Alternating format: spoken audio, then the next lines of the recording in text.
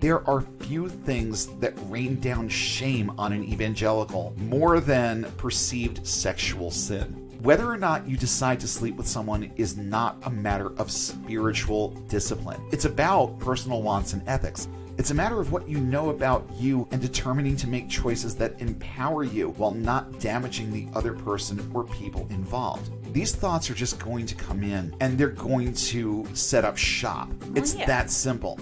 And it's completely normal.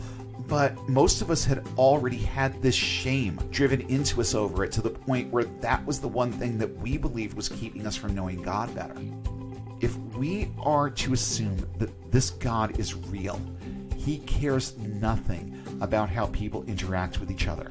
He only cares how people interact with Him and whether or not they do what He tells them to do. Welcome to Unbound, A podcast for new atheists and lifetime atheists, ex-evangelicals, truth seekers, and free thinkers. There is life after faith. And life here is good. It's time for a new perspective. And a better conversation. I'm Spider. And I'm Shell. And it's time to get unbound. I swear I won't tease you. Won't tell you no lies. It's nobody's business what goes on between your thighs. Your pastor and others may have things to say, but it's really your decision at the end of the day, if you have sex. I'm Spider. And I'm Shell. And tonight we are going to be talking about one of the most divisive topics out there, I think, how single people are supposed to manage sex as Christians. And oh, did I come up with some fodder for this one. A couple of really, really wigged out what the fuck kind of articles that we're going to look at. And hopefully by the end, we'll be able to provide you with a little bit more of an objective viewpoint on this that you can pick up and run with right to whoever's bedroom that you want. Wow. So, I mean, well, think about it. Think about it. Okay. We're talking about becoming unbound Yes. from all of this stinking thinking. And that means every part of you becomes Right. unbound. That means your mind. That means your body. The decisions that you make about things are no longer governed by what some Bronze Age book has to say about them. They're not governed by what some imaginary deity has to say. But even in that regard, there's so much crosstalk that it's impossible to really piece together what God actually thinks about this. And honestly, He doesn't think much about it. And we're going to get into that a little bit more too. But before we get into the meat of our message tonight, I just want to put out another quick appeal. Our Patreon account can be found at patreon.com/Unbound Podcast Network. If you've got a $5 you can throw our way, we would be very happy to have it. And it will help us to expand what we're doing a little bit more. We've got a good thing going here. And I'm noticing over the last few weeks that our downloads are starting to go all over the map. There are new people that are discovering the show. They're seeing topics that kind of strike a chord with them, and they're downloading the episodes. So it's not like it's been for quite a while where the new episode gets a lot of play, and then maybe the one or two before get a little bit. No.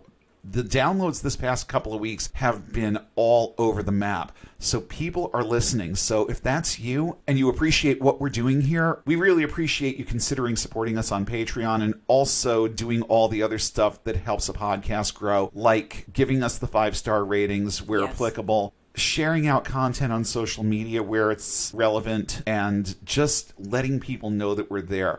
Pretty much every podcast that I listen to, I discovered because someone else told me about it.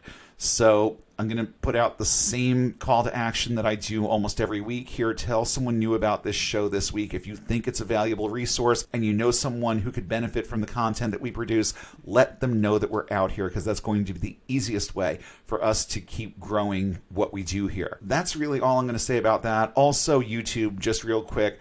We really could use some subs on YouTube. I really want to start using that platform a little bit more and doing a little bit more with it.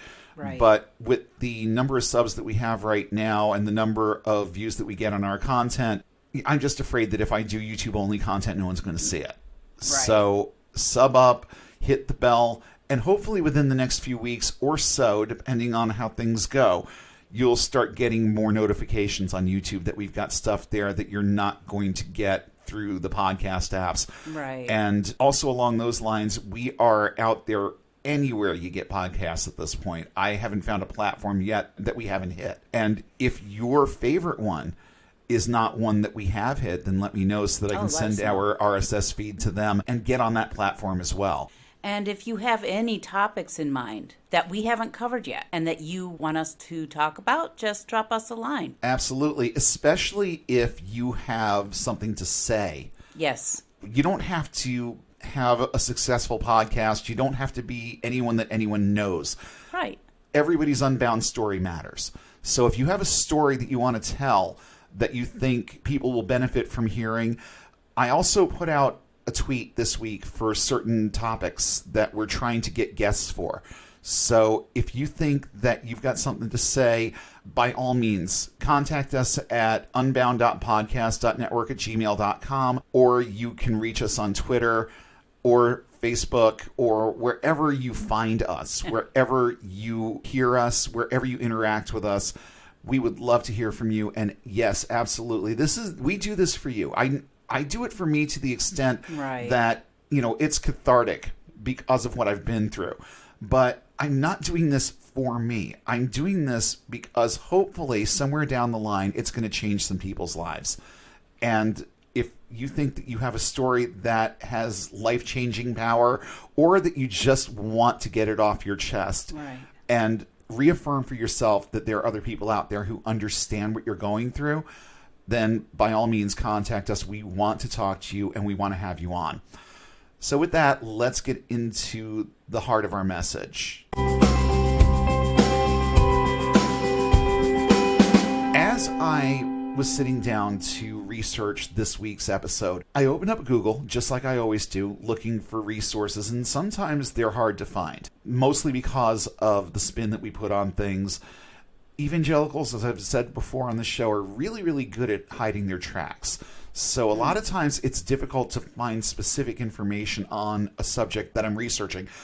But this time around, just the initial Google search for the subject for this episode brought up something really interesting. Now, this really wasn't a surprise. It just confirmed what I already knew. This is a topic that Christians find important, not from the enforcement angle, like what's going to happen to me if I explore sexually, but it's more from the angle of personal wants and desires.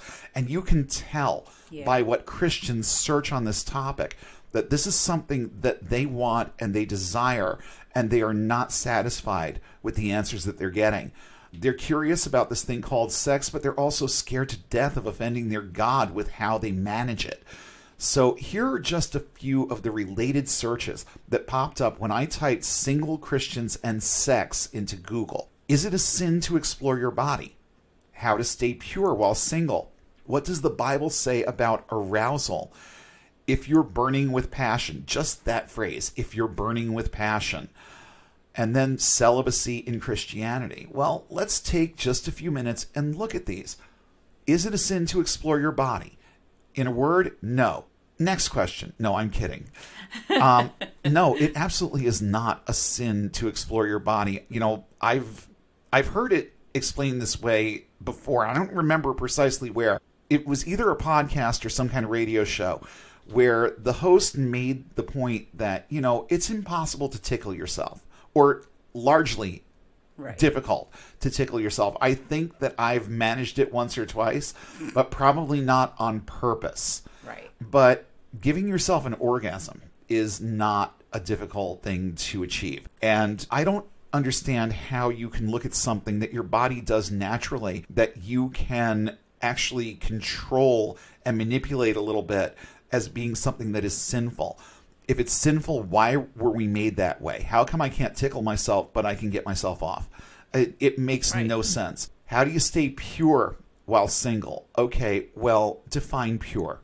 What exactly does that mean? We're going to take a look at what some other people think it means, but that word purity, oh my God, does it have... It's a loaded word. It's a loaded word, and in certain contexts, it can be rage-inducing, especially when you consider what that word means in the context of this subject when it comes from the mind of an evangelical. What does the Bible say about arousal? Outside the Song of Solomon, not much. No. Yeah, nothing. But, I mean, all you have to do is read a little bit between the lines there.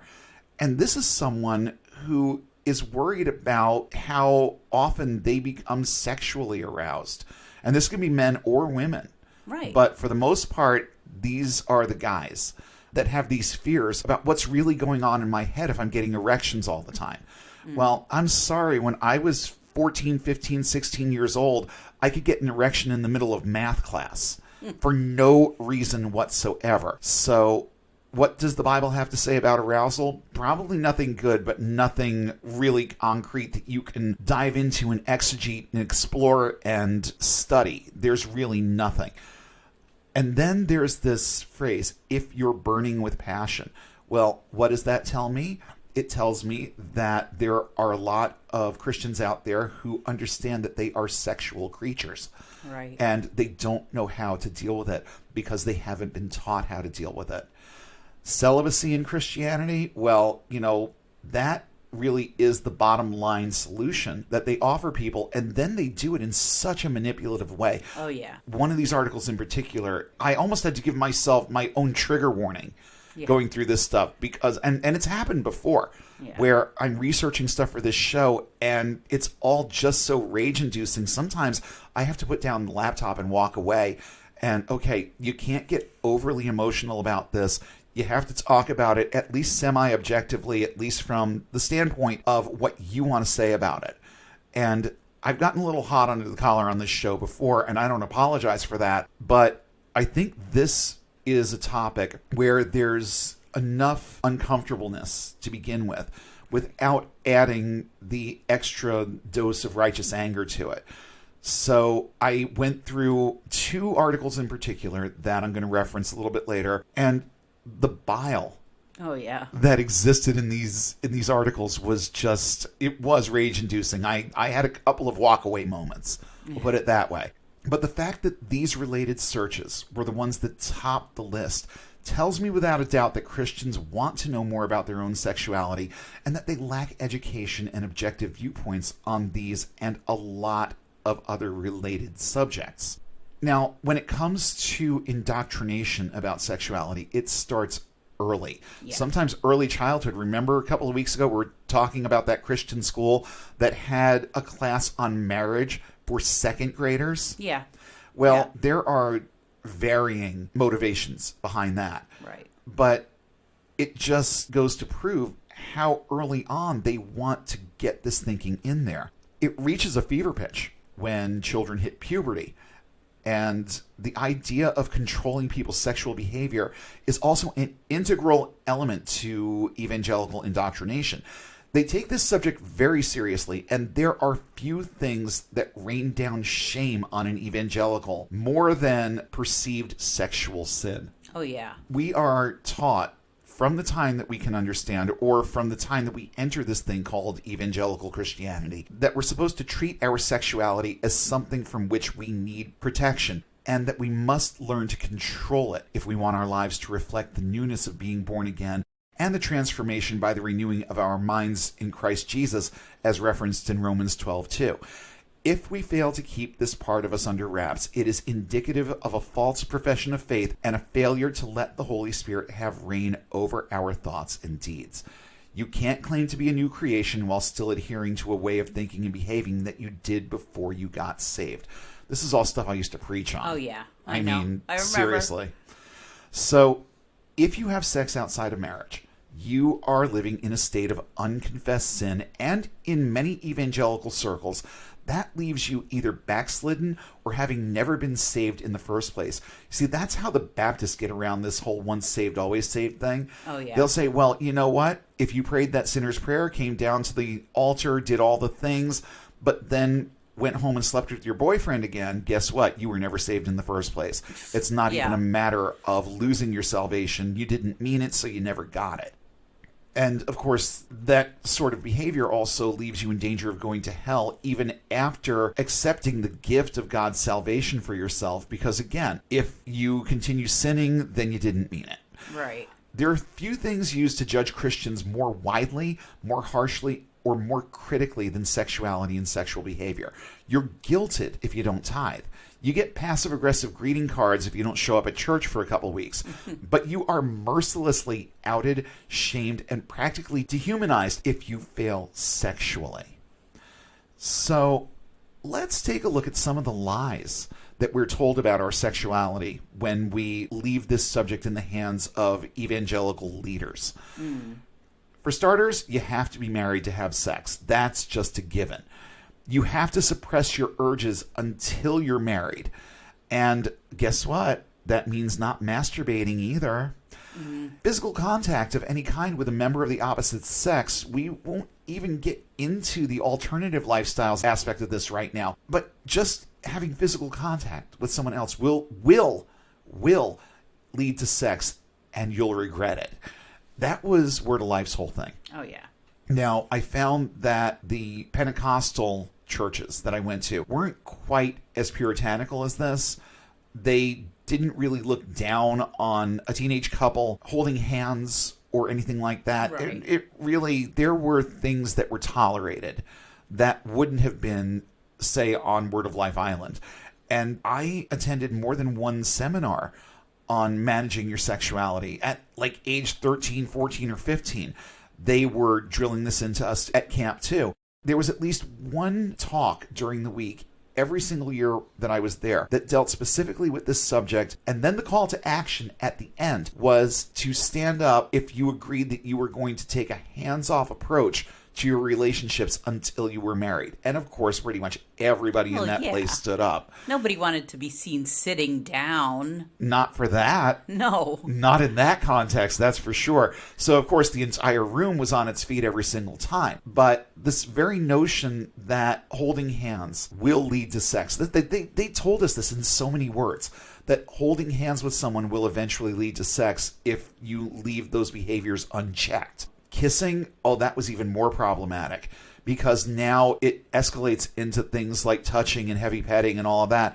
There's a degree of truth to that, but I think about the whole argument about alcoholics, where most evangelical sects discourage or flat out tell you that you must not indulge in alcohol because every alcoholic took that first drink, didn't he? Well, yeah. Well, yes, but not everyone who ever drank alcohol became an alcoholic. Right. I've drank plenty of alcohol in my 49 years on this planet, and fun fact, I've never been drunk. Right. So there goes that theory.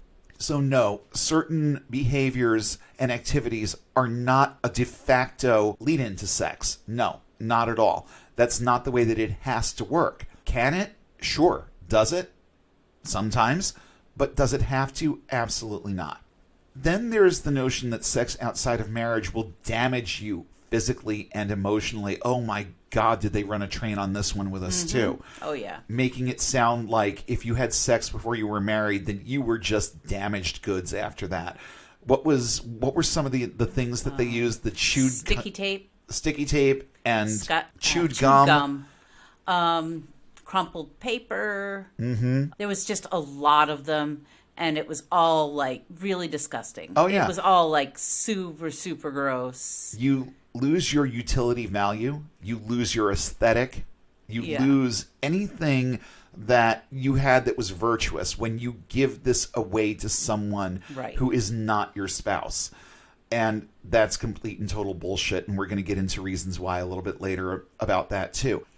Then there's the notion that you have to settle on one partner for life, unless your partner dies while you're still young enough to have another, and then the contract somehow resets, I guess. Yes. Because there's that verse that I forgot to write down, and I know it's in there, where it says that it's appointed unto every man one woman and every woman one man. That's in there. But at the same time, this was another thing that was brought up to me when I was a teenager. We were discussing, I kind of gave a little nod to George Michael at the beginning. Yeah. But there was an interesting conversation that happened one week during youth group about the video for that song. Oh, yeah. Because there's this one frame, and I think it's only a couple of frames in the video where you see this.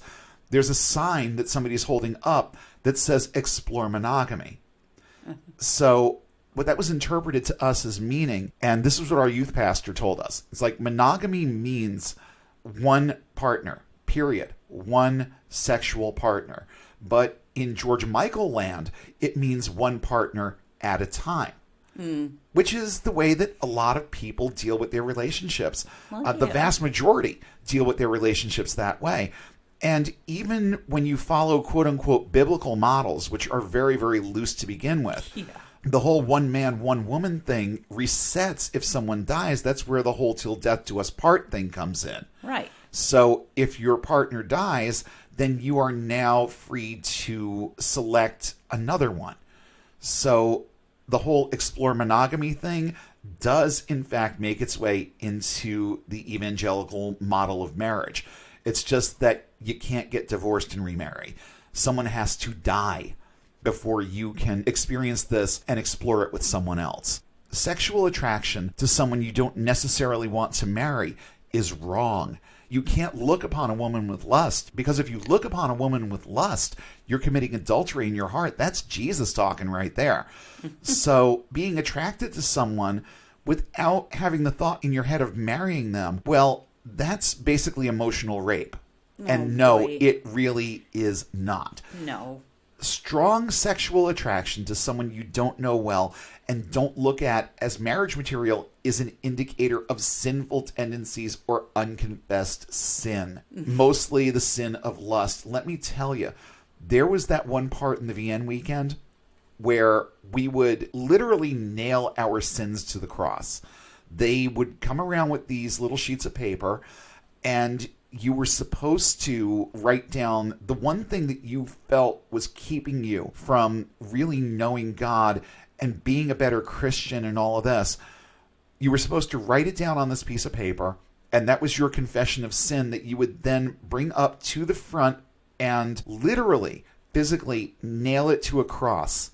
Yeah. That was in the front of the room. And I know because we would confer a little bit afterwards. Those of us who trusted each other, we would confer on this. And sexual thoughts, lust, these kinds of things were a major thing Well, yeah. that got nailed to the cross. No, that makes sense. Because we had been so shamed Right. into even thinking these sorts of things. Not that when you're 13, 14, 15, even 16, because VN, you're 16. Yeah. But even at 16 years old, these thoughts are just going to come in and they're going to set up shop.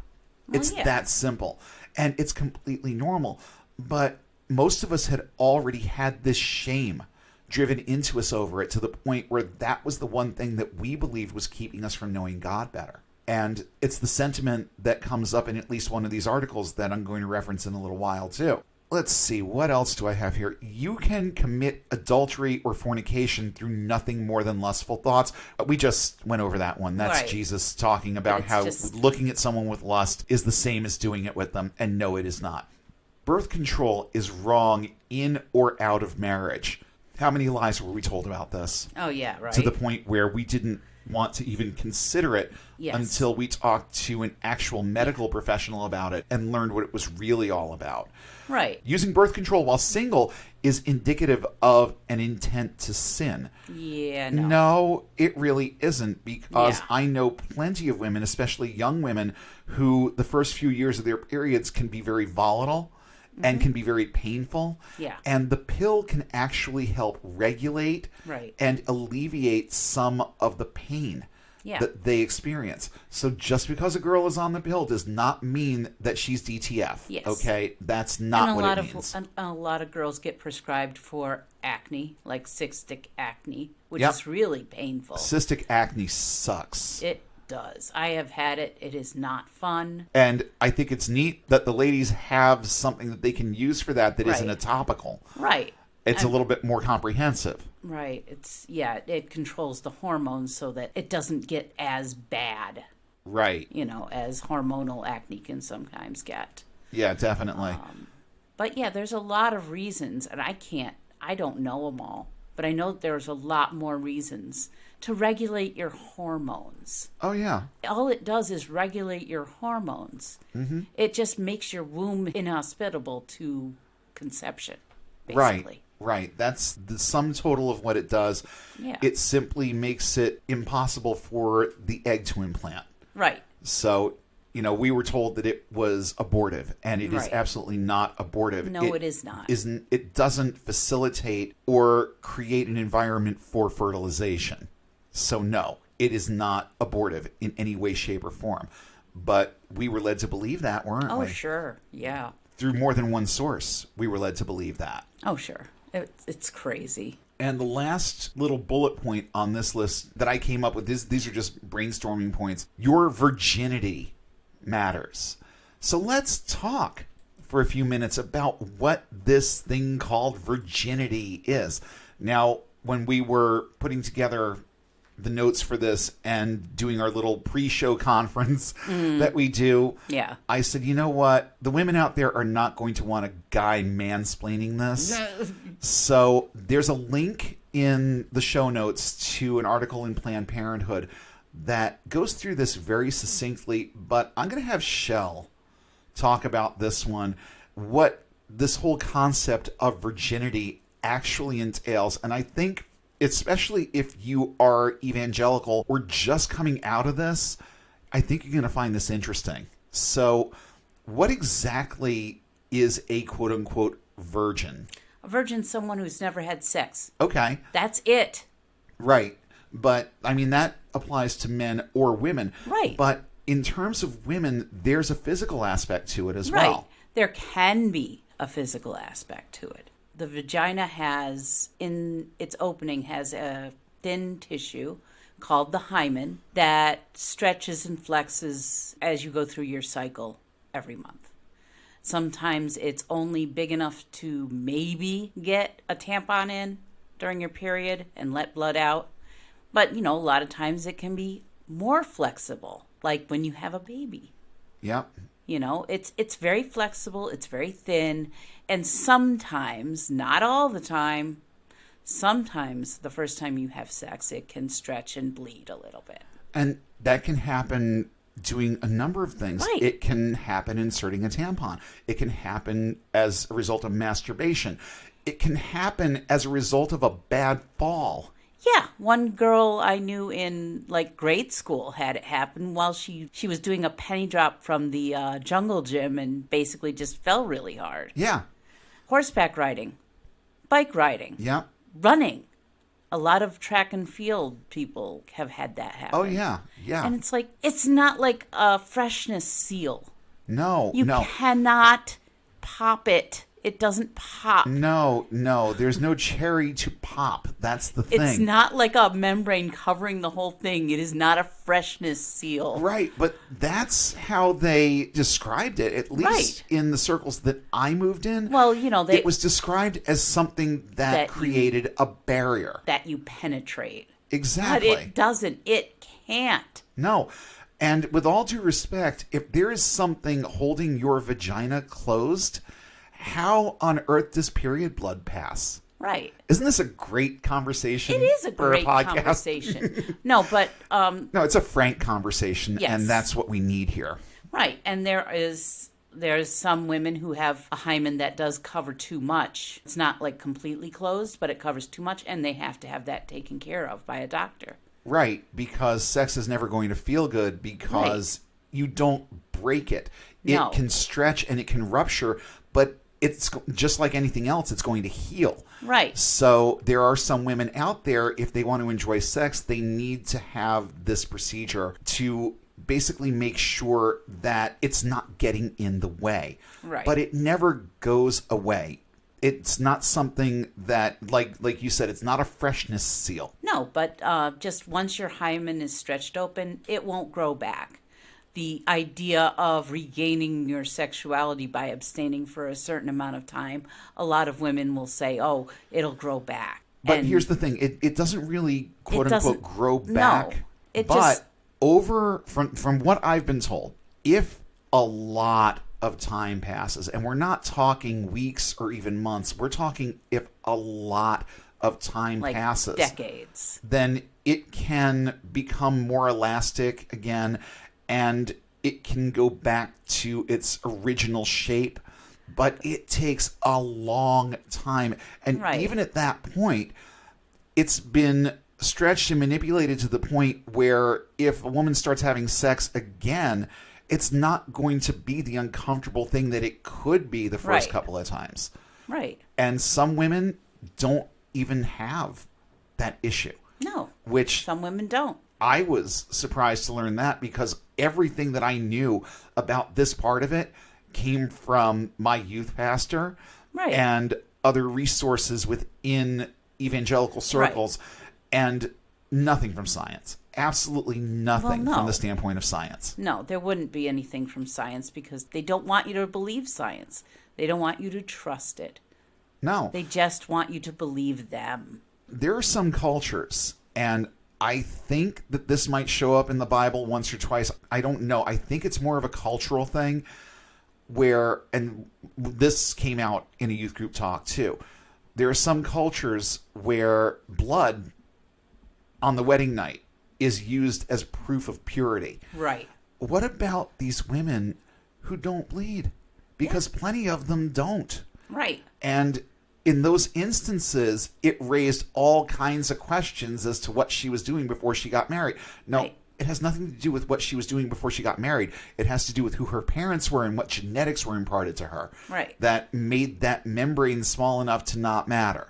This, in some cultures to this day, is used as proof of purity. Right. And I don't even want to think about what these women who it doesn't happen to go through as a result of that. Yeah. Because it is a concept as old as misogyny itself. And all of this bad information about female anatomy and what happens when a woman has sex for the first time is rooted in misogyny also.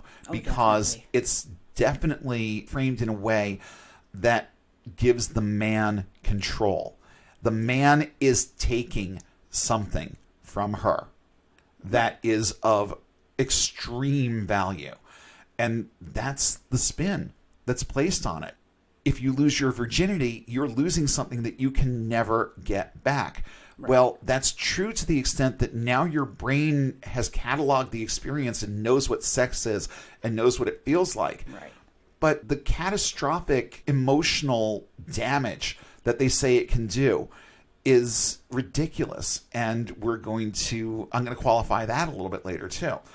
But since I've been talking up these god-awful articles that I found, I don't think I can avoid it anymore. I think we're just going to need to get into this now. This is from a website called boundless.org, and the title of the article is What's the Purpose of Sexuality If I'm Single? By Julie Slattery from boundless.org. Brace yourselves, people. This is going to take a turn. The article refers to a concept called biblical sexuality. That's right in the very beginning. It uses the term biblical sexuality. My question here is, which interpretation of biblical sexuality are you referring to? Because there are many. There's let's fuck our drunk dad so we can make babies with him biblical sexuality. That's the daughters of Lot in Genesis 19. I can't give you a baby, so fuck my servant and have one with her biblical sexuality. That's the story of Abraham and Hagar. Sarah literally hands over her slave to her husband to make a baby with. Yeah. So now we've got the concept of slavery being painted in a positive light again, and what really amounts to raping a slave. Right. Because you think that Hagar had any say in this whatsoever? Of course she didn't. No. Then there's, I see a naked lady, so let's kill off her husband so I can fuck her. Biblical sexuality. That's the story of David and Bathsheba in 2 Samuel 11. Then you've got horny boss's wife, biblical sexuality. That's Joseph and Potiphar's wife in Genesis 39. Notice how many of these come from Genesis? Yeah. I'm starting to revisit in my head the whole cancers in Genesis thing and starting to talk about some of this just flat out morally devoid bullshit. Yeah. That's just in this first book of this god-awful tome. Then you've got feed your daughters to rapists, biblical sexuality, which comes up twice, Genesis 19 and Judges 19. This is the same story with different characters. So you want to tell me a little bit more about how all of this stuff actually happened? It's clear allegory, and this is proof right here. Same story in two different places where you've got this kind of God-ish figure that is staying with someone. Right. And then the quote-unquote evil men of the village surround the house and demand that this person be sent outside so that they can rape him. And in one instance, it's Lot. I forget who it was in the other. Yeah. But in one instance, it's like, you know what? I'm not going to send out my guest, but you can fuck my daughters. Yeah. You know, that's pretty much the way that went. Then there's rape and reparations biblical sexuality, Deuteronomy 22, which is basically where if you get caught raping a girl, if you get caught, there's the caveat. If you get caught raping a girl, then you have to pay off her father and marry her. Okay? Then there's 700 wives and 300 concubines, biblical sexuality. Yeah. That's King Solomon in 1 Kings 11. You've got accidental polyamory, biblical sexuality. That's the story of Jacob, Leah, and Rachel in Genesis 29, where Jacob works for Rachel's father. She's the one that he actually loves, and he's told that he has to work for her father for 7 years before he's allowed to marry her. So he does it. And then he shows up for the wedding. He lifts up the veil. Surprise, it's Leah. Yeah. And Dad says, well, you know what? If you want Rachel, you can have her too for 7 more years service. So there you go. Accidental polyamory right there in the Bible. Then the last one on my list, and I'm sure there are more. I'm sure that if I did some digging, I could come up with more. Probably. But the last one on my list here is gay love. We don't want to discuss directly biblical sexuality. That is 1 Samuel 18 with the story of David and Jonathan. And I'm sorry, that was not a platonic relationship. Not by any stretch of the imagination was that platonic. And then you've got Ruth and Naomi in the book of Ruth. And the thing that I found real interesting about this, even back in the day, even in my Bible college days, I thought it was significant that the way that their relationship is framed in the verses of that book is almost point by point, letter by letter, jot by jot, and tittle by tittle the same as the way that the relationship between Adam and Eve is described in Genesis. Mm. So you want to talk to me a little bit more about how this isn't a lesbian relationship? Bullshit. That's exactly what it is. You know what's never examined, outlined, or taught in the Bible, just mentioned in a few unrelated verses? Why, the marriage model that we adhere to today and call quote-unquote biblical marriage. I mean, just looking at the story of Jacob, Leah, and Rachel, you have to wonder what biblical marriage actually is. Right. But this is what the people who write articles on this subject and want to control other people's private parts, this is what they refer to as biblical marriage, right, because it's convenient. There is more specificity in the Bible about owning slaves than there is about what a marriage or acceptable sexual relationship is. Heterosexual marriage between one man and one woman and lifelong fidelity between them isn't a concrete biblical model by a long shot. The Bible showcases such a diversity of relationship dynamics, it is impossible to whittle down the definition of biblical sexuality to a single set of features, rules, morals, ethics, or even acceptable guidelines. Think about it. David killed Bathsheba's husband so he could have sex with her. He succeeded on both counts, and yet he was called a man after God's own heart.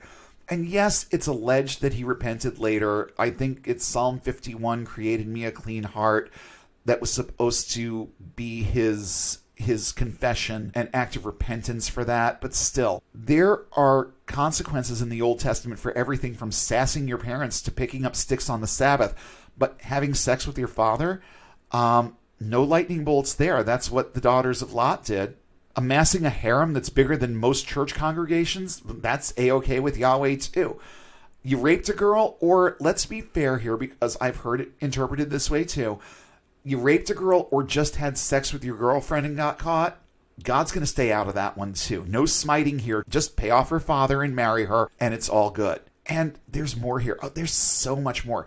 Let's look at some of the more stupid assertions that are made by the author of this article. For starters, she says that, and this is a direct quote, God intentionally created our sexuality to be a metaphor that teaches us of his covenant love. Yeah, pregnant pause that I'm leaving in. I guess the point is that the sexual bond between two people is a metaphor for God's bond with humanity. Well, okay, but what about things like divorce? What about when a partner leaves or dies? What part does sex play in these scenarios? It's not answered in the article at all. Then there's this, another direct quote. Think of it this way. Everything God created on earth was intentionally designed to express something about his character and nature. The Bible refers to physical things like trees, water, wind, and animals to communicate spiritual truths to us. Likewise, our experiences of hunger, thirst, fatigue, and illness are metaphors demonstrating our spiritual needs and condition. No. Okay? No. Just no. Hunger, thirst, fatigue, and illness are indicative of physical needs and conditions. If my body is starving, it demands food. If my body is dehydrating, it demands water. If my body is sick, that isn't spiritual. There's no such thing as spiritual cancer, regardless of what any psychic surgeon would like you to believe. All this does is set the stage for an argument that lust and sex drive are also spiritual concepts. And they're not. They're purely physical, mental, and emotional. We start by spiritualizing our need for food and water and follow through with spiritualizing sex. Here's the thing. I can live without sex. I don't want to, but I can.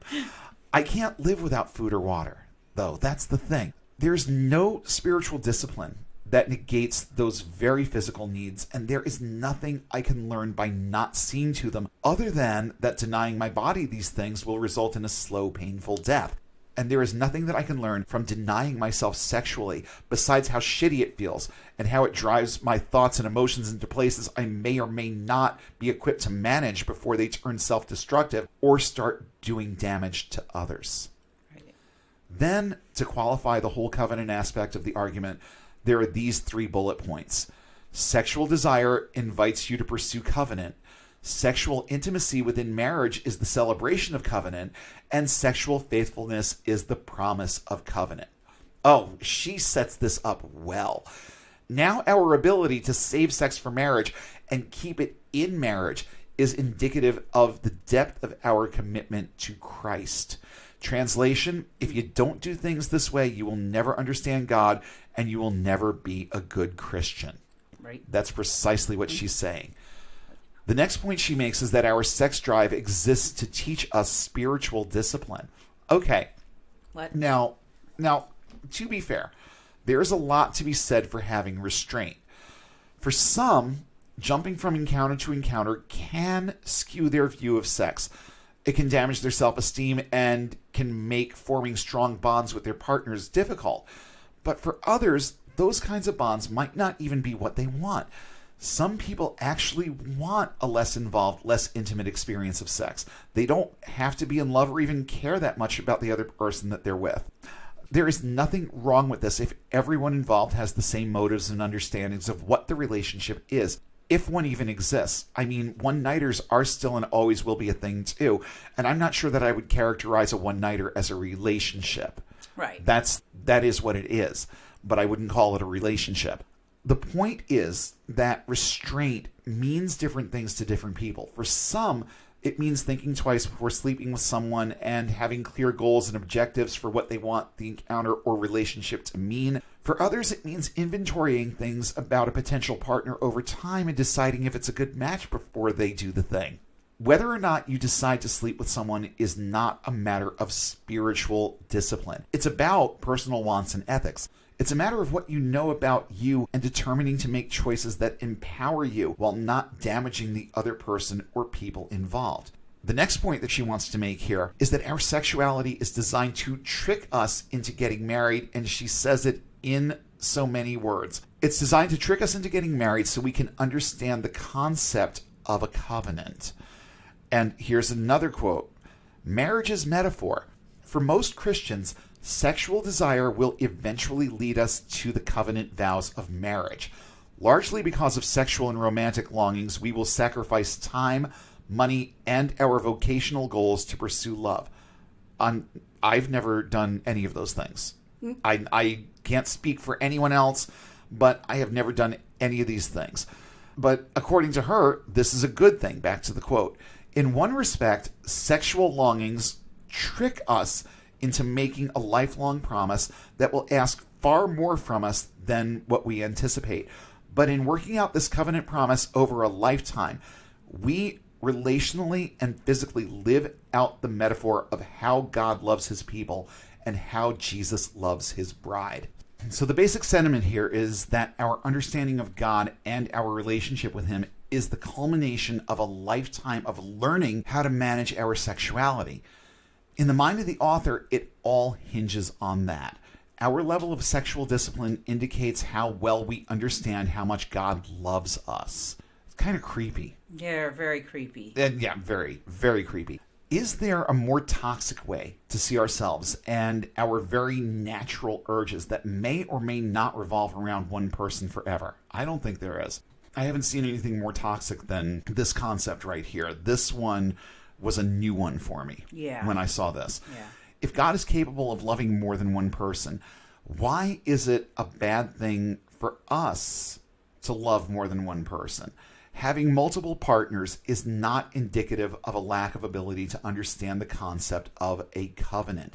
It's indicative of having individual wants and needs that should be explored in safe, healthy, and positive ways, whether you are doing it the George Michael way and exploring monogamy, or if you are in another kind of lifestyle where you don't have to do these things one at a time and you can explore in tandem. In instances of things like ethical non-monogamy or polyamory, these sorts of things, there are numerous ways that you can explore your sexuality, and it's completely moral and ethical as long as you're operating within the rules of the relationship or relationships that you are in. That's the only criteria. The other people, the other person/people involved are what matter here, not what some book has to say, and certainly not what this crackpot has to say. I think actually I can really only handle one more quote here, so let's have at it. Quote, "As a single person, you are invited to give yourself away through self-denial and service to the family of God. Your unmet sexual longings and needs are a physical reminder that you were meant for intimacy, ultimately intimacy with God." I feel like I need a shower after reading that one. I mean, come on now. Really? How far are you really going to take this, lady? I can't think of a single verse that conveys this sentiment in this kind of concrete way. Not one. The only one that I think comes close is Ephesians 5:25, where Paul is talking about how husbands should love their wives as Christ loved the church and gave himself as a ransom for it. But even that says nothing about how we reciprocate that love when it's directed at Christ. It certainly doesn't say anything about our relationship with Christ being intimate in any remotely sexual context. Not even a little. So on the heels of that, I came across this other article from a website called harvestusa.org, and this is an article titled "Sexuality and the Single Christian: Godly Answers in a Confusing World." This is another female author, which, I mean, it kind of blows my mind. Honestly, I think sometimes they are way more into this than, the whole chastity thing. Well, yeah, I think that women have this stuff. They kind of have to be. Yeah, but they have it pounded into them pretty heavily. It's hard. From very early on. I mean, boys, we get shamed when we get a boner. Yeah. But it's nothing compared to what girls go through with the scrutiny over how they dress, makeup, hair, all of this stuff that quote-unquote entices the boys. Oh, no, they get it way, way, way harder than we do. True. So this is an article by Ellen Mary Dykes. And again, fake Jesus help me, I'm going to go through some of the crazy in this one too, because she looks at it from a slightly different angle, but also has some of the same sorts of sentiments. Right. This article deals quite a bit with the concept of chastity, because as single Christians, the sexual lifestyle that you are supposed to adhere to is one of chastity. And in this article, chastity is defined as a manifestation of our sexuality, not a denial of our urges. This is, in my opinion, an incredibly manipulative way of dealing with this. Chastity is, in fact, an act of self-denial. It is a decision not to explore our sexuality, not a way of expressing it. Again, there is nothing wrong with this level of self-denial or self-control, however you want to look at it, if that's how you're wired. And there are people who are. There are people to whom the concept of sex isn't that big a deal. More power to them. There are some times, some days, some instances where I wish I was one of them. But I'm also thankful that I have the brain that I have and the urges that I have and the drive that I have too. But here's the thing. Most of us simply are not wired for abstinence. It's just not a thing that our brains and our emotions will allow us to embrace. Ask anyone who's ever been abused by a priest how good he was at managing his vow of chastity. Yeah. They all have to take one. And incidentally, since we're on this subject, I'm going to a little bit of an aside here before I have to deal with more of this dreck from this article. Do you know what the whole thing with chastity and priests actually comes from? Do you know what the reason is? Yeah, it's because the priests might bequeath church land to their sons. It goes even further than that. Yeah. The church wanted to maintain control of all of their properties and all of that. Right. But the bigger issue was that since the Catholic Church was also big on not using birth control, there was a time when Catholic priests married, had families. It was a long time ago, going back to the Middle Ages. But there was a time when priests were allowed to marry. Well, the whole vow of chastity thing came along because the church decided that they didn't want to have to support a priest and his family. It was an economic decision, not a spiritual one, but it was given a spiritual spin because now chastity is considered a spiritual discipline. Well, guess what? If you're not disciplined enough in your own head to adhere to these insane standards, then what happens is you start diddling the altar boys. That's one of the outgrowths of this. And there are others, but that's the one that's most visible. I do not think that priests are born pedophiles or that they go into this particular ministry because they are pedophiles. I think that they are made into pedophiles as a result of the pressure that they are under to maintain this vow. Right. And I'm sorry, children are easy targets. Yeah. And that's what it really boils down to. They are easy targets, and they are easier to control. They're easier to scare. It's vile and nefarious and all of the bad adjectives that you can tag onto it. But this is not who they are when they enter that monastery as novices. That's not them. In the vast majority of cases, it is not them. They become this because of what they are made to endure and the way that they are taught to think about their own sexuality.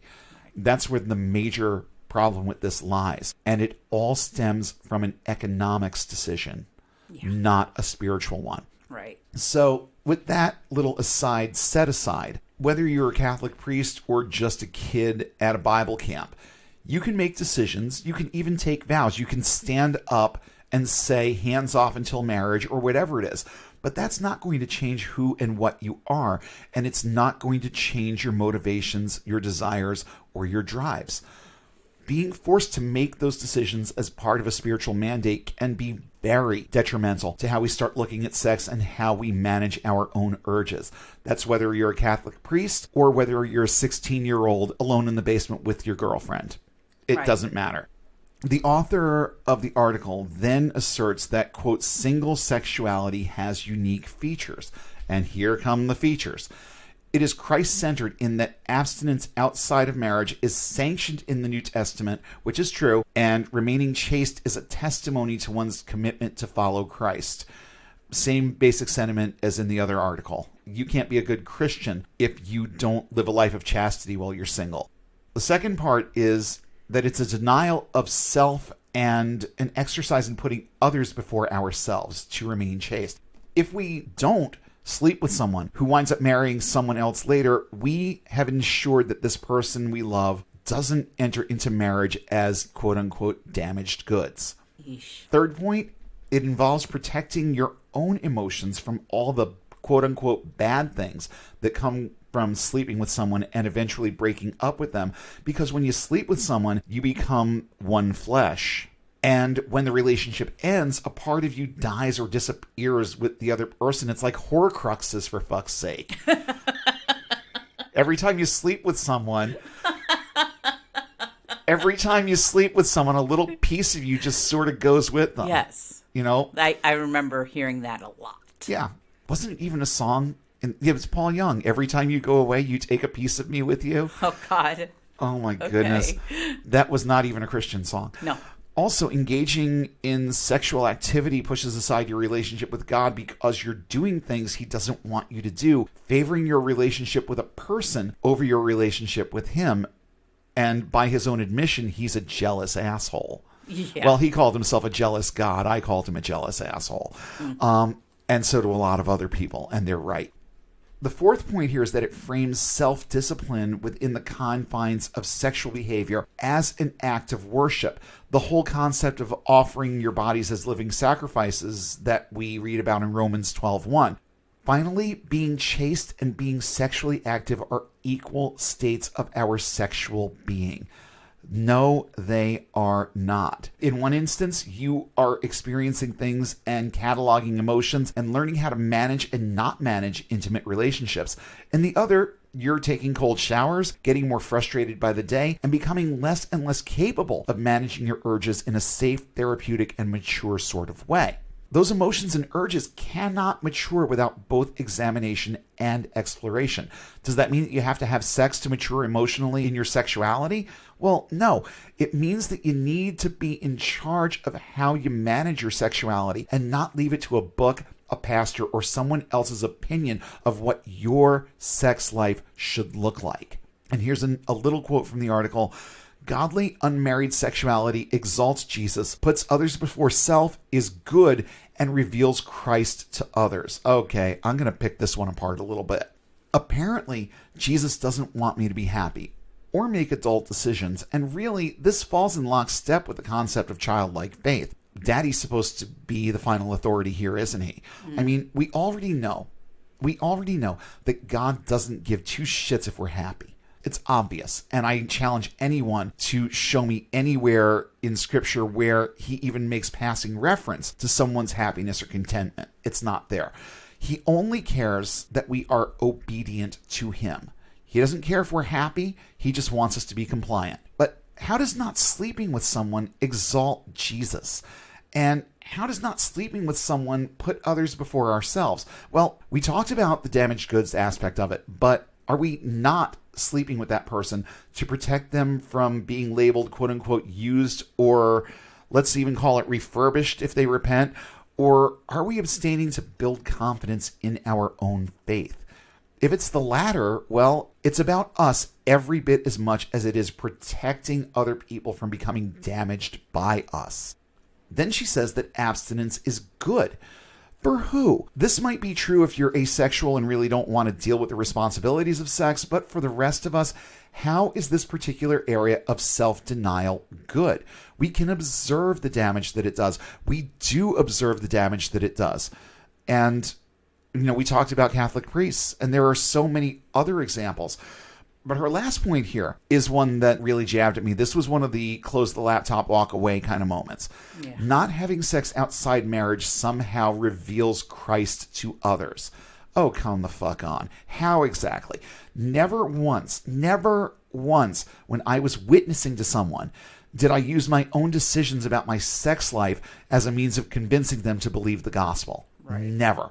And no one ever walked up to me and said, your faith is really strong. You must be a virgin.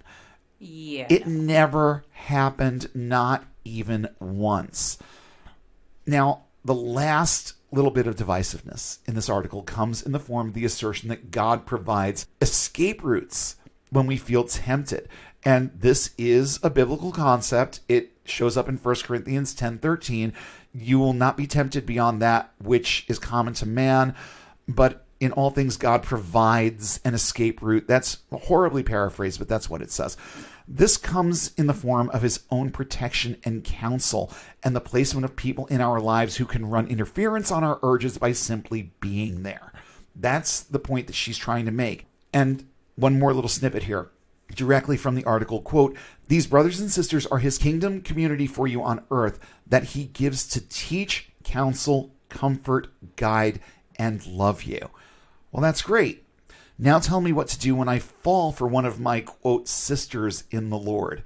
And let me tell you, that's one of the most cringeworthy terms that I used to hear in those circles also. It was something that I never liked and never agreed with, although I wouldn't open my mouth about that at the time. No, just smile and nod and cringe on the inside, basically, is what I used to do with that one. Yeah. So I'm allowed to fall in love with my sister, but she ceases to be my sister when I marry her. You know, and we're talking metaphorically, we're not talking genetically. Metaphorically, in the context of this kind of thinking, I'm allowed to fall in love with my sister, but I can't sleep with her until I marry her, and then she's no longer my sister. Just stop. Why can't they just say fellow Christians? Why does it have to be brothers and sisters? Because in this context, it takes on a very sinister meaning inside your head. Yeah. And that's what they want. It's shock value. More than anything else, it's shock value, and that is why they say it that way. Now, the next point in the article is that basically chastity is practice for heaven, which, oddly enough, is the one actually truthful thing in this entire trash fire of an argument. For more on that, you can see our episode on the true nature of heaven, where we talk about how we're all going to be asexual automatons with no sense of self, just mindlessly worshiping for eternity. So I guess let's practice that now and not even think about ourselves as sexual beings. And finally, thank fake Jesus, we're at the end of this. Finally, we get this. Women, oh Jesus, this one so much. This one, I hate this it. one was a slam the laptop moment. Women, you need to know your hormonal cycle and be aware of what times of the month you may be more prone towards sexual desires being stirred up. Men, you need to know as well how your bodies react to certain visual, tactile, and audio stimuli. It's like, okay, are you ready to conduct experiments on how your body reacts to visual, tactile, and audio stimuli? Well, here's the thing. I already know how my body reacts to visual, tactile, and audio stimuli. My question is, how do I get away from it? Yeah, right? It's like, okay, we can know, but then what do you do about it? Well, There's nothing you can do about it. What am I supposed to do? Cloister myself for like a week out of my month away from mankind and the lusts of the flesh? I suppose, because if you don't, you're going to be throwing your pussy to everything. Yeah, right. And like, every guy that looks halfway decent, you're just going to be throwing it at him. It's like, dude, I'm not in heat. I'm not a cat. That's what I was thinking too. It's like, not a cat. We're people. We don't mate. That's not in our makeup. I mean, thankfully, we go along with sex, but most of us aren't having sex for the express purpose of procreation. We have sex for a lot of different reasons. And one of the least of which is procreation, until we are in that spot where we are trying to procreate. And even then, I'm sorry, there's definitely a pleasure aspect to it, whether it's purpose-driven like that or whether it's just for fun. It's still good, and it still has a lot of layers to it. So this really does kind of reduces women to feral cats who can't control themselves. I'm not a cat. No. I'm here live. Oh, Jesus, here we go. All right. So, yeah, that was kind of a flash in the pan meme. So if you're listening to this in 2025 and don't get it, so sorry. But yeah, that was timely. I like that one, actually. I'm beside myself. I'm literally I'm not literally beside myself. That would be difficult. It would be hard. I am, however, quite beside myself looking at the words in both of these idiotic sentences. Yeah. Because they're just such complete and total bullshit. Yeah. And it's like, you're confusing us with animals that do this instinctually. This has absolutely nothing to do with how human beings manage their sexual thoughts and their sexual urges. It has nothing to do with how we manage it. I mean, I can't even with any more of this, but you know what? I'm going to because there are two more hellish quotes here that I need to get through. Let's start with, godly unmarried sexuality is lived out as a person seeks to live life fully given over to Jesus and his kingdom purposes. Again, agrees with the first article in that sentiment. And then she goes on to say that the unmarried person is called to depend upon Christ, not enjoying the sexual pleasures of marriage, but finding pleasure in abstaining that aligns his or her will with that of God. So again, God doesn't care if you're happy. God doesn't care if you actually do have the abundant life that he is said to promise you through salvation. He doesn't care about any of that. But he does care about whether or not you do things the way that he wants or the way that his crackpot followers interpret him to want. Right. But let's just assume for a minute that this is what God wants. Or if he existed, this is what he would want for the single Christian. Let's not forget, this is the same God who puts his stamp of approval on all the behaviors I listed earlier and gives all of them his endorsement by way of not correcting or punishing the people who engage in them. Listen to me and listen carefully. If we are to assume that this God is real, he cares nothing about how people interact with each other. He only cares how people interact with him and whether or not they do what he tells them to do. One thing that most of the people in these stories have in common was an attitude of obedience to God. Not uniformly, but in a lot of instances, that was a running theme. Let God control you, and you can treat people any way you want.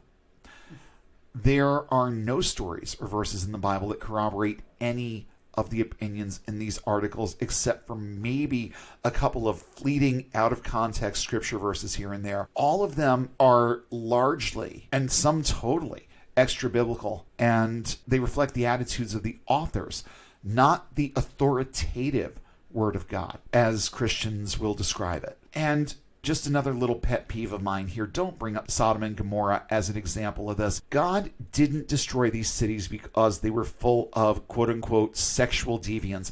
Big air quotes there, sexual deviants. He destroyed the city because the people had a sense of autonomy and were living life on their terms. He couldn't control them, so he killed them, period. The definition of a righteous man in that context was someone who gave two shits what God wanted. And God wanted those people to stop worshiping the flesh and notice him. They didn't, so they died. And let's just be real here. Hedonism is way more fun than prayer circles, and the people of those cities chose lives of personal empowerment over ecclesiastical slavery. That was their downfall. That's what happened, and that's why they were smited and killed off. God didn't care what they were doing. He cared that he was being ignored. Same thing with the flood, and it was the same basic concept. He didn't like the way things were going. People seemed a little bit too autonomous. This whole quote-unquote free will thing that he imparted to them, well, that kind of backfired on him. So he said, okay, do over, and just killed everyone except for this one family. As we're getting toward the end of this, I did want to bring up one more really good resource that I found out there. And this is someone who is on our side. This is someone who came out of evangelical faith and the things that she experienced. This comes from an article on catapult.co by Amanda Miska. And the article is called True Love Waits, How Saving Myself Made Me Lose My Faith. And you know what? I was made to sit through a True Love Waits seminar. Oh, yeah. And it was as hellish as you would think. We're going long. Otherwise, I would go into some details about that. But I really want to end off with this because I think it puts a good cap on this entire discussion. Yeah.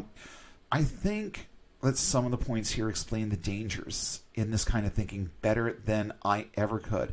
So let's start out with a quote. When you are told not to cross a line, your life becomes defined by the line. The rule becomes a cage. You can see between the bars. You can reach out a toe, a finger, a whole arm. You know, even if you can't articulate it, perhaps because it defies articulation, that you are meant to fly. But you've been told that flight is only safe when you tether yourself to someone stronger. This goes right back to the whole hot stove argument. Right. And I like the metaphor of basically the caged bird here, where there's more potential, there's more to be experienced, but you're locked inside this cage. And that is precisely what most evangelical doctrine does to you. Whether it has to do with sex or anything else, it confines you to a space. The point here is that pushing the notion of sexual purity on Christian singles is a form of both physical and emotional bondage. Your mind is your enemy and your body is a weapon with a hair trigger. You need to hand both over to this invisible entity to manage. Only one problem. That entity is imaginary, and things just keep getting more and more difficult until you quote-unquote fail and sacrifice all of your self-worth for this momentary bliss. It makes you afraid of sex to the point where even when it's finally allowed, it's difficult to justify. Shell and I, mostly I, but Shell and I had issues with this during our honeymoon. My brain could not fathom how something that was a sin less than a day ago is now somehow not only allowed, but expected. Those shackles are heavy and they are tight, and they keep some people from looking at sex in a healthy way, even when they have a trusted, committed partner with whom to experience it without judgment or scrutiny. And there are a bunch of things that she brings up in this article that I just want to point out just very, very briefly as we head to the end of this. We already discussed the forbidden fruit aspect of this. Then there's the part where you start cataloging your behavior and assigning yourself damage points for all of the bad things that you've done sexually, right down to things like kissing and heavy petting. You start making deals with yourself and redefining what virginity is because, well, I've already done this. So does that mean that I'm not a virgin anymore? Does that mean that I've had sex? Well, no, it means that you've had certain sexual experiences. But sexual experiences and sex, at least in my mind, are different. Right. There are evangelicals out there, and definitely a word of life concept here, that kissing is sex. That any kind of non-platonic contact between people is sex. No, it really isn't. It can lead to it, like we talked about earlier, but it's not sex. When we listen to all of this tripe, we're made to see ourselves as flawed simply for having a sex drive. I, to the best of my understanding, am made in the quote-unquote image and likeness of my creator. So if I'm flawed, I think I've said this before, so is he. Period. End of story. If I am his image and likeness, and this is a flaw, then it's a flaw that I share with him. And God's not supposed to be flawed, is he? And we just talked about this too. Girls are shamed for how they dress because it entices boys too much. Well, you know what? We all have the responsibility to manage our urges. Whether we're male or female, it's our responsibility to be human beings. It goes back to the notion of we're not feral, we're not wild animals, we don't mate. We approach sex from a very different angle. And that means that we have responsibilities when it comes to how we deal with the things that we see and hear and touch and whatever. It's our responsibility to learn to deal with them. Then there's the whole aspect of marrying, quote, the first person who touches you. And this immediately brought to mind a story one of my friends told me about her wedding night with her first husband, where they literally took a picture before they got down to what they were going to do so that they would have their, quote, last photo as virgins. Wow. This is the level of stock that they placed in this, and that was not a long marriage. No. Those two were not together for very long. So the whole notion of saving it for your husband or saving it for your spouse, well, you know what? Life happens. So what happens after that? Well, in this particular instance, when she met the person that she's married to now, she told me point blank, at that point, we just had sex when we were ready. Yeah. Which is what should have happened with the first husband, because maybe you would have figured out that you weren't compatible and that marriage wouldn't have happened. When you're ready is an important aspect to this. Yeah. It's the most important aspect. Readiness and emotional, mental preparedness, these are very, very important details. And then there's, well, that falls right on the heels of it, the inevitable divorce, because so many Christians get married because they want to have sex. Yeah. And they're burning with desire. And they're following Paul's advice and saying it's better to marry than burn with lust. So they do. And then a few years later, they roll over in bed and they look at this person laying next to them and realize they don't know them. Right. And that's where the problems start. Then there's the reimagining of what sex is and not waiting for it until you're married again. Same thing that we just talked about. And then there are the long-term scars, not of exploring sexually, Right. but of not exploring sexually. And she gets into that in a lot of detail. I'm going to leave it to you guys to read the article. The link is going to be in the show notes. And this is one that I really think warrants the 5 minutes or less that it's going to take to read. So bottom line time with this. Let's make a few things very clear here. For starters, and single evangelical Christians especially, I want you to listen to this.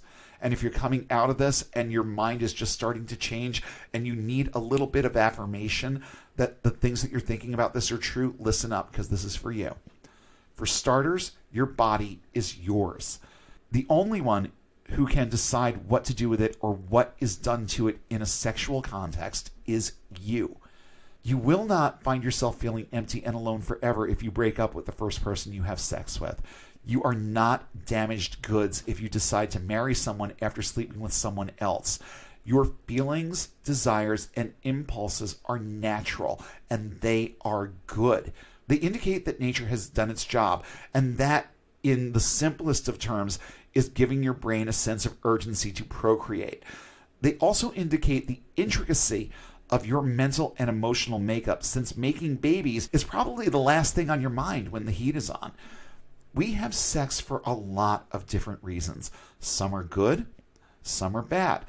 None are anyone's business but yours, and when applicable, your partner's, because sex doesn't always have to involve a partner, and it's not wrong. Now, the good reasons for exploring your sexuality involve things like establishing and maintaining a close connection with someone with whom you want to be closer. Emotional readiness is another good reason to start exploring sexually. Good self-esteem and the desire for gratification, and that's giving as well as getting, is a good reason. And the increase in your perceived self-worth is another one. Lastly, on the very, very short list of good reasons to explore your sexuality, you're in love or at least head over heels in like. Because guess what? Having an FWB can be fun too. Now, there are also bad reasons for exploring your sexuality. And some of those include, well, it's my wedding night, so I guess I gotta. My husband or spouse is demanding it. If you are using your sexuality to gain personal empowerment and you're out there basically connecting notches on the bedpost, you know what? I'm not about to make moral judgments here, but I think there are better reasons, and it doesn't really make you look like a very good person. I'm just going to put that out there. Lastly, you only consider what you stand to get, not what you are able to give. The best sex is the sex that involves giving as well as receiving. And I'm not just talking on a physical level. I'm talking on every possible level where you can relate to that other person or people, let's be fair, that you are with at that time. It should be about both of you or all of you or whatever the scenario is, having a good time with it, feeling good about it, and feeling good about yourselves after. And just to point out the obvious, please keep in mind that you do not have to wait for marriage. You just have to wait until you're ready. And even if you think you're ready, you might make a few mistakes early on too. You might get a painful education about what happens when fools rush in. And while it may bother you that you let those things happen, you then have the opportunity to do something that most evangelicals avoid at all costs. You have the opportunity to learn. You learn why those decisions were wrong for you, and you develop a suit of armor that keeps you from making some of them over and over again. Not all, but some. And there will be repeats. You will make the same mistakes more than once. It's just that simple. And if you do find yourself loving and losing, please understand that you are not going to be scarred for life just because you slept with someone and now they're gone. You are not damaged. It won't hurt forever, and it won't keep you from having other healthy relationships later. Even in secular circles, sex can be vilified with terms like slut, whore, walk of shame, these sorts of things. Let's also be clear about these things. Enjoying sex is not slutty. Enjoying sex with a lot of people isn't slutty. It's simply an indicator of your wants and how they manifest. If you have the emotional fortitude to be able to handle the hello goodbye aspect of having multiple casual partners, fuck on. Just enjoy yourself. That's your business. And there is no shame in making clear-headed, conscious decisions about who you sleep with, even if you only intend for it to happen once. I will caution against mixing things like alcohol and casual sex, but that's also up to you. Protect your body, protect your emotions, and protect your self-esteem. It's a matter of that whole cataloging thing that I talked about a minute ago. Getting hurt, assessing what happened, how and why, and making better decisions next time. But forgive yourself for the ones that you made this time. Lastly, as we said before, it's important to live your life, all of your life, every part of your life, on your terms. Because that's what it is. It's your life. Live it in a way that reflects who you are, not what other people tell you it should. Make your own decisions about your body and your emotions, because at the end of the day, you're the only one who has to live with both. Your pastor doesn't, and your imaginary God doesn't. Purpose to enjoy learning about yourself and to learn about and enjoy sex as the natural, affirming, and not at all sinful thing that it is. Be responsible, but be happy. It's just one more step that you can take toward getting and staying unbound. We hope you enjoyed this episode of Unbound. Show topics are chosen based on their timeliness, relevance, and social impact. Have suggestions for future topics? Email us at unbound.podcast.network@gmail.com with all your comments and feedback. Please don't forget to like, share, and throw a few 5-star ratings our way, and follow us on all major social platforms. And don't forget to hit subscribe if you haven't already. Links to our social pages, as well as a full list of cited sources in today's episode, are listed in the show notes, available at our website, getunbound.org. That's get-unbound.org. If you value this resource and would like to see it continue, please consider supporting us on Patreon at the link in the show description. And be sure to check for new updates every Sunday when we'll come together again and take one more step toward getting and staying unbound.